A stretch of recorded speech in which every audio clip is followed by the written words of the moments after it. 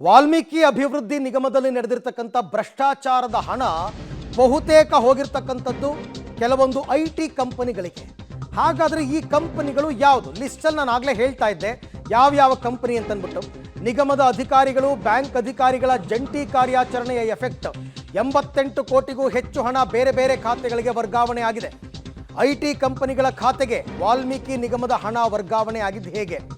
ಒಟ್ಟು 14ಕ್ಕೂ ಹೆಚ್ಚು ಖಾತೆಗಳಿಗೆ ನಿಗಮದ ಹಣ ವರ್ಗಾವಣೆ ಆಗಿದೆ. 14ಕ್ಕೂ ಹೆಚ್ಚು ಖಾತೆಗಳು.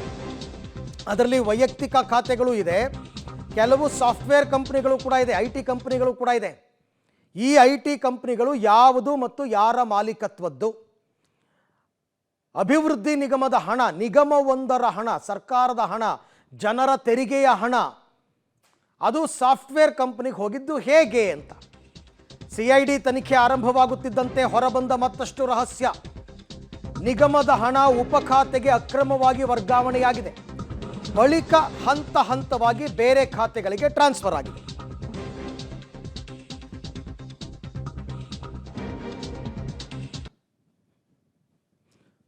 ಮೊದಲ ಹಂತದ ತನಿಖೆಯಲ್ಲಿ ಬಂದಿರತಕ್ಕಂಥ ಮಾಹಿತಿ, ಈಗಾಗಲೇ ಇದಕ್ಕೆ SIT ಕೂಡ ರಚನೆಯಾಗಿದೆ. SIT ತನಿಖೆಯಲ್ಲಿ ಗೊತ್ತಾಗಿರ್ತಕ್ಕಂಥದ್ದು, ಮೊದಲಿಗೆ ಈ ಹಣವನ್ನು ಏನು ಮಾಡ್ತಾರೆ, ಮೇನ್ ಅಕೌಂಟಿಂದ ಸಬ್ ಅಕೌಂಟಿಗೆ ಟ್ರಾನ್ಸ್ಫರ್ ಮಾಡ್ಕೊಂಡಿದ್ದಾರೆ. ಈ ಬಗ್ಗೆ ಮತ್ತಷ್ಟು ಮಾಹಿತಿ ನನ್ನ ಕೊಲೀಗ್ ಸುಕೇಶ್ ಅವರಿಂದ ಪಡೆಯೋಣ. ಸುಕೇಶ್, ಬಹಳ ಆಶ್ಚರ್ಯ ಆಗುತ್ತೆ, ಈ ನಿಗಮಗಳಿಗೂ ಸಾಫ್ಟ್ವೇರ್ ಕಂಪ್ನಿಗಳಿಗೂ ಏನು ಸಂಬಂಧ? ಯಾವುದೋ ಒಂದಷ್ಟು ಎಂಟರ್ಪ್ರೈಸಸ್ ಅಂತ ಹೆಸರೇ ಕೇಳದೇ ಇರೋ ಕಂಪ್ನಿಗಳಿವೆ, ಅಲ್ಲಿಗೆಲ್ಲ ದುಡ್ಡು ವರ್ಗಾವಣೆ ಆಗಿದೆ.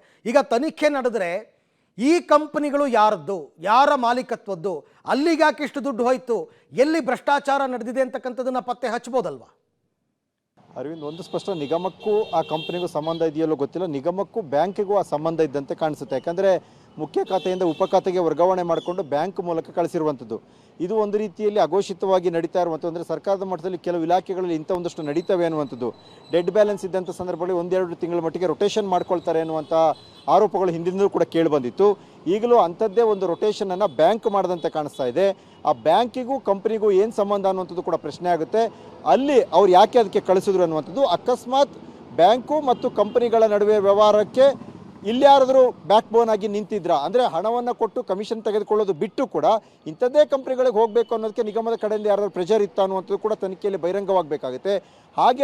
ಆದರೆ ನಿಗಮಕ್ಕೂ ಮತ್ತು ಆ ಕಂಪನಿಗಳಿಗೂ ನೇರ ಸಂಬಂಧ ಸೃಷ್ಟಿಯಾಗುತ್ತೆ. ಅದನ್ನು ಹೊರತುಪಡಿಸಿದ್ರೆ ಬ್ಯಾಂಕ್ ಮತ್ತು ಕಂಪನಿಗಳ ನಡುವೆ ಸಂಬಂಧ ಸೃಷ್ಟಿಯಾಗಿರುತ್ತೆ. ಮತ್ತು ಯಾಕೆ ಆ ಕಂಪನಿಗಳಿಗೆ ಬ್ಯಾಂಕಿಂದ ಹಣ ಹೋಯಿತು ಅನ್ನೋದು ಕೂಡ ತನಿಖೆಯಲ್ಲಿ ಸಾಬೀತಾಗಬೇಕಾಗುತ್ತೆ. ಅರವಿಂದ್.